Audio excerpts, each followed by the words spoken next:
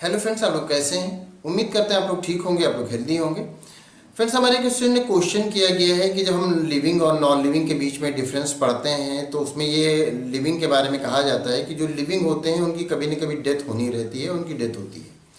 जबकि जो unicellular organism होते हैं बहुत सारे, जिनमें कि रिप्रोडक्शन इस तरह से होता है कि बाइनरी फिशन की तरह रिप्रोडक्शन होता है। मतलब एक सेल है, यूनिसेलुलर ऑर्गेनिज्म है, एक सेल है, वो दो पार्ट में डिवाइड हो जाता है और वो दोनों डॉटर सेल्स फिर वो नए पूरे इंडिविजुअल ऑर्गेनिज्म बन जाते हैं।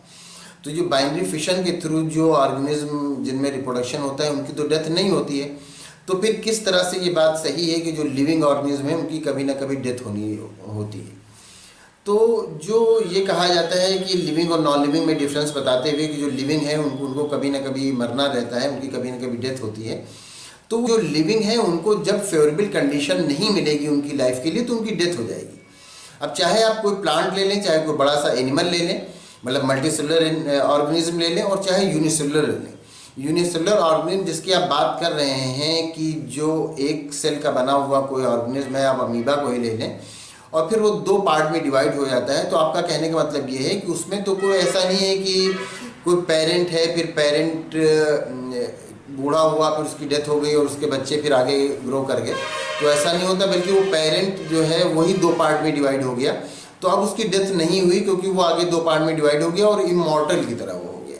लेकिन आप अमीबा के बारे में सोचेंगे या कोई भी यूनिसेलुलर बैक्टीरियाज के बारे में सोचेंगे जिनमें भी बाइनरी फिशन होता है, तो उनकी लाइफ के लिए जब फेवरेबल कंडीशन नहीं मिलती तो उनकी डेथ हो जाती है। डेथ होने का मतलब यह है कि कहा जाता है कि लिविंग जो है उनकी डेथ होगी, मतलब यह है कि उनकी लाइफ के लिए कुछ कंडीशंस ज़रूरी हैं, वो कंडीशंस उनकी लाइफ के लिए नहीं मिलेगी तो उनकी डेथ हो जाएगी। आप अमीबा की बात करें या बैक्टीरियाज की बात करें, इनकी भी डेथ होती है। आप अमीबा जिस वाटर में रहता है, अगर उसमें उस वाटर में उसको फेवरेबल कंडीशन ना मिले, आप उसमें कुछ पेस्टिसाइड वगैरह डाल दें, या जो बैक्टीरियाज हम पर अटैक करते हैं उनमें जो अगर वो बाइनरी फिशन के थ्रू वो रिप्रोडक्शन में होता है, तो हम उनके अगेंस्ट जब हम उनके अगेंस्ट एंटीबायोटिक ले लेते हैं तो क्या होता है, उनकी डेथ हो जाती है। तो इस तरह से जो यूनिसेलुलर ऑर्गेनिज्म जिनमें कि बाइनरी फिशन होता है उनकी भी डेथ होती है। अब अगर मान लिया जाए किसी वाटर में बहुत सारे अमीबा हैं, लाखों और करोड़ों अमीबा हैं,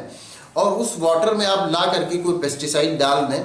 कोई इस तरह एंटीसेप्टिक डाल दें कि जिसमें कि जो लिविंग ऑर्गेनिज्म है वो सर्वाइव ना कर पाए, तो उन सारे उसमें जो भी अमीबा हैं, जितने भी यूनिसेलुलर ऑर्गेनिज्म हैं, सबकी डेथ हो जाएगी। तो जब भी उनके लिए फेवरेबल कंडीशन नहीं बचेगा तो उनकी डेथ हो जाएगी। लेकिन आप शायद इस तरह से सोच रहे हैं कि जिस तरह से एनिमल्स में या ह्यूमन में होता है कि पीढ़ी दर पीढ़ी फिर पिछली पीढ़ी की डेथ हो जाती है, आगे की पीढ़ी फिर आगे बढ़ती रहती है, तो इस तरह से डेथ तो और आपको शायद लग रहा है कि जो यूनिसेलुलर है उसमें तो डेथ हुआ ही नहीं क्योंकि उनकी पीढ़ी लगातार बढ़ती जा रही है, तो उनमें भी डेथ होता है जबकि उनको फेवरेबल कंडीशन नहीं मिलती है। तो ऐसा नहीं है कि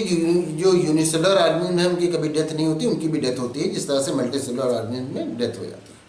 तो उम्मीद करते हैं आपको आपके क्वेश्चन का आंसर मिल गया होगा। अगर फिर भी आपको कोई कन्फ्यूज़न है या किसी तरह का कोई और क्वेश्चन है तो आप पूछ सकते हैं।